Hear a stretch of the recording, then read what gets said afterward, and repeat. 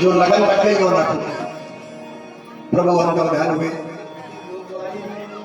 और आगे की कथा में मनवंतरों की कथा। एक मनवंतर में भगवान ने गज और ग्राह का उद्धार किया।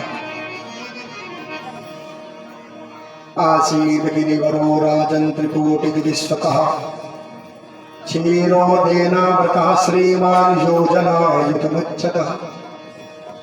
गज को अहंकार था कि मैं इतना बलवान इतना पराक्रमी, ये ग्राह क्या कर पाएगा। और अंत में उस ग्राह ने ही हाथी के पूरे परिवार को दूर कर दिया।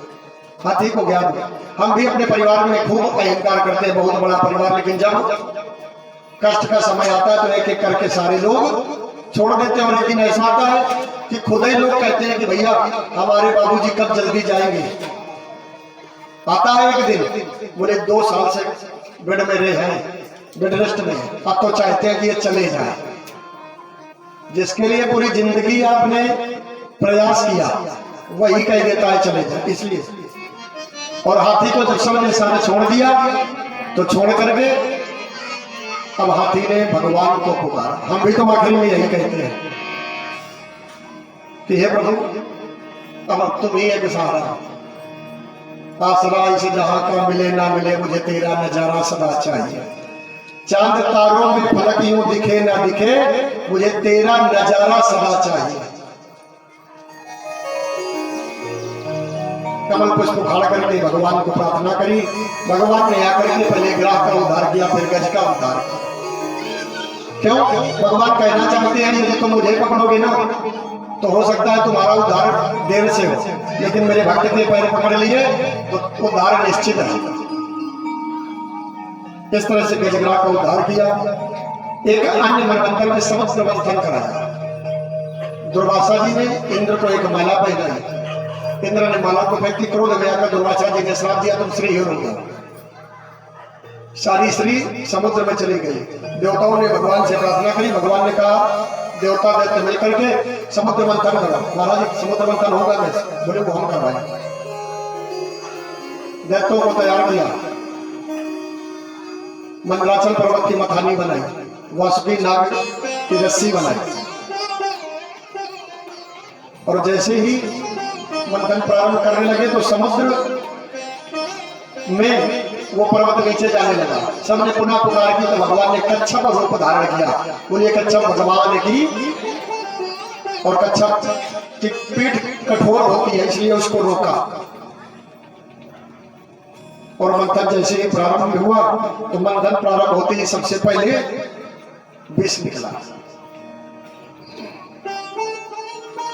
देखिए हम और आप जिंदगी भर रोज मंथन करते हैं। हमारा शरीर ही समुद्र है। कथा का तात्पर्य समझे ध्यान, हमारा शरीर ही समुद्र है और मन हमारा बहुत बड़ा है ना, इसलिए तो मन ही तो मंदराचल पर्वत है। सर्प कौन है? हमारे में कर्म अच्छे और बुरे। जो बुरे कर्म है वो सर्प का मुख विष है, जो अच्छे कर्म है पूछ ठंडक है। हम अपने अच्छे बुरे कर्मों की रस्सी बना करके मन रूपी मंदराचल से हृदय रूपी समुद्र का मंथन करते हैं। और जब मंथन करते हैं सबसे पहले विष निकलता है, क्योंकि जब तक आपके जीवन से बुराइयां निकलेंगी नहीं तब तक अमृत कहां मिलेगा? सत्संग नहीं मिलेगा। सत्संग तब मिलेगा जब विष निकल जाएगा। और जब विष निकला तो विष पिए कौन? सर के बस की बात नहीं है विष पीना। विष केवल संत पी सकता है। विष पीने के लिए फिर प्रभु को बुलाया गया। प्रभु ने कहा हम नहीं पीने वाले, तुम आखंड से खाते। बोले तो भोलेनाथ को। तो भोलेनाथ के पास सब चले देवता। भोलेनाथ से कहते प्रभु भोले बाबा से जिनका संबंध है उनके घर में आनंद ही आनंद है।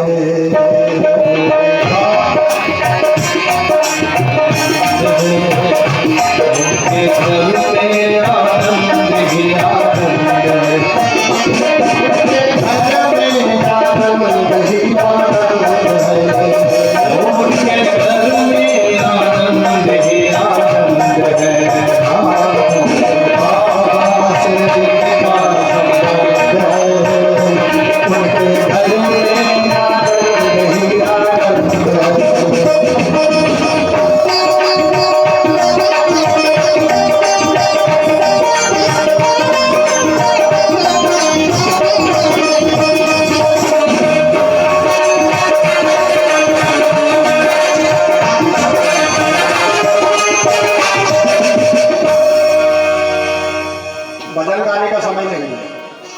समझ आता हूँ।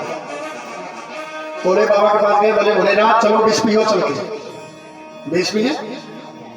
हम विष क्यों पिए? बोले इसलिए कि आप ही पी सकते हैं। विष सबके पास, सारे हैं देव और आप हैं महादेव। तो जब आदमी की उपाधि कब मिलती है? जब कोई बड़ा काम करता है।